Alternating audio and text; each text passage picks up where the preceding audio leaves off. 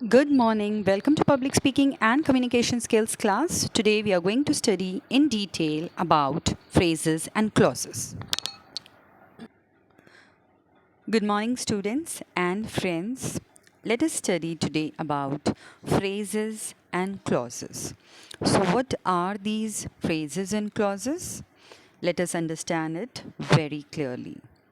Phrases are group of words. Clauses are group of words, यानी दोनों भी group of words है. क्या डिफरेंस है इसमें और क्या है ये? Example, my best friend, John is my best friend. दो डिफरेंट सेंटेंसेस है. पहला सेंटेंस है my best friend, second sentence है John is my best friend. Phrase कौन सा है इसमें, क्लॉज कौन सा है? Phrase is a group of word which doesn't have a subject verb combination. यानी फ्रेज ऐसा ग्रुप ऑफ वर्ड है जिसमें सब्जेक्ट वर्ब कॉम्बिनेशन ही नहीं है. Let us proceed. Group of words which have a subject verb combination is called as a clause. यानी ऐसे group of words जिसमें subject verb combination है, जिसमें एक subject भी है एक verb भी है, it is called as clause. अब देखते हैं दोनों sentences. My best friend, मेरी बेस्ट फ्रेंड, यानी इसमें पता भी नहीं चल रहा कि सब्जेक्ट कौन है और वर्ब क्या है, यानी काम क्या कर रही है फ्रेंड. तो this is a phrase. Second sentence, John is playing a clause. Sorry, John is playing, यानी जॉन खेल रहा है. तो जॉन कौन है? सब्जेक्ट. प्लेइंग क्या है? वर्ब. तो there is a subject and a verb combination in this sentence. That is why this sentence is called as clause. तो phrase क्या है? No subject, no verb. Clause क्या है? Subject verb combination है इसमें. Coming to the examples of phrases. The large green tree, यानी बड़ा green color का tree. तो क्या हुआ उस ट्री को? मतलब we do not know anything what is happening. हाँ ठीक है, ट्री है तो क्या? What are you trying to tell? हमें नहीं समझ आ रहा. Then it is called as a phrase. A new car, is that a complete sentence? No. क्या बोलना चाह रहे हो आप? नई कार है तो क्या? You are not able to understand, so it is a phrase. Is running quickly, कोई भाग रहा है जल्दी. कौन भाग रहा है, क्यों भाग रहा है, we don't know anything. It's a phrase. Has been singing, कोई गाना गा रहा है तो क्या? We are not able to follow. Full of joy, somebody is full of joy, something is full of joy, लेकिन क्या? We don't know. That is a phrase. Bright and sunny, कौन है bright and sunny? We don't know. The sports car, sports की car. तो क्या बोलना चाह रहे हो आप स्पोर्ट्स की कार के बारे में? It's an incomplete sentence. On the table, table पर कुछ है लेकिन क्या है टेबल के ऊपर हमें नहीं पता. सो ये सारे इनकम्प्लीट सेंटेंसेस फ्रेज कहलाते हैं. अब देखते हैं क्लॉजेस क्या है. Sentences with clauses. She loves to read books. She loves to read books, हमें पता चल गया सब्जेक्ट इसमें शी है. रीड यानी वर्क यानी verb. Second sentence, the sun is shining brightly. Sun subject है, शाइनिंग यानी वर्क हो रहा है, चमक रहा है. Then it's a verb, so subject verb combination. They went to the market, यानी दे यानी वो लोग. प्रनाउन, नाउन या प्रनाउन दोनों भी सब्जेक्ट ही है, तो यहाँ पर दे है, इट्स अ प्रनाउन. वेंट काम कर रहे हैं, जा रहे हैं, सो verb. They went to the market. So subject verb combination. He completed his homework on time. उसने complete किया homework time पर. तो वो pronoun है जो एक subject है. Complete यानी लिखा है उसने, तो that is a verb. Coming to the fifth sentence. The cat sat on the windowsill. Cat is a subject. Sat is a verb. Coming to sixth sentence. When she arrived at the party, everyone was already there. She is a subject, arrived is a verb. Subject verb combination. Seventh sentence, because he was tired, he went to bed early. He is a subject, went is verb.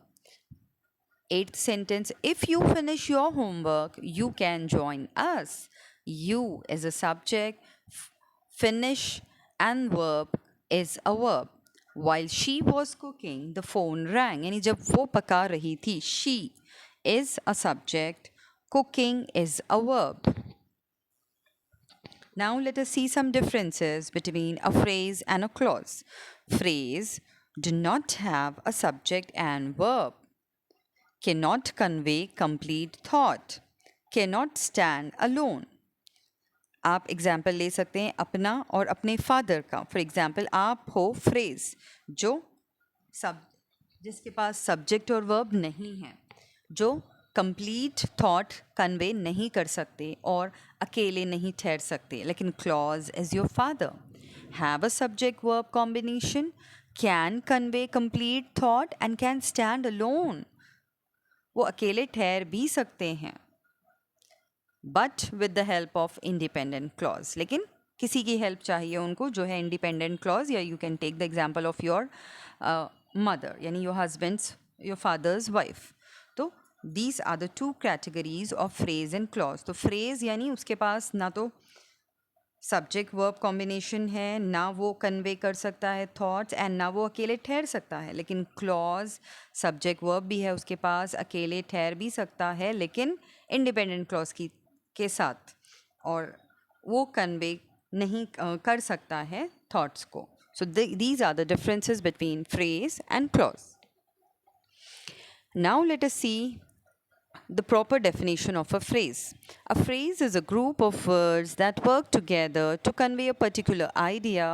However, a phrase does not have both subject and a verb, so it cannot stand alone as a complete sentence. Coming to the types of phrases and examples.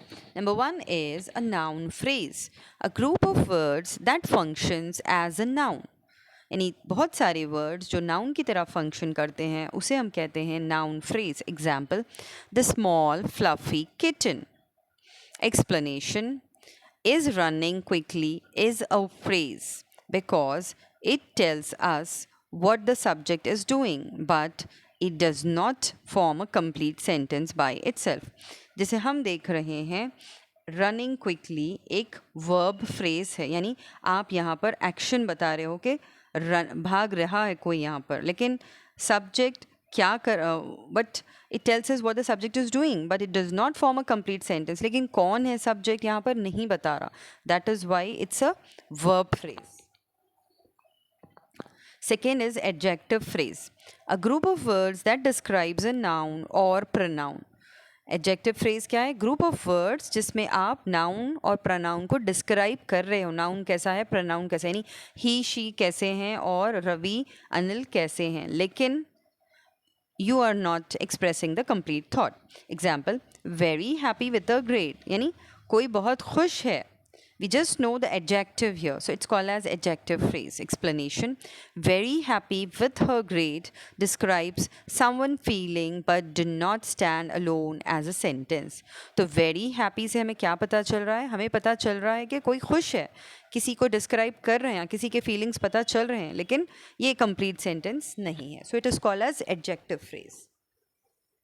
The third is adverb phrase, a group of words that describes a verb, an adjective or another adverb is called as a adverb phrase.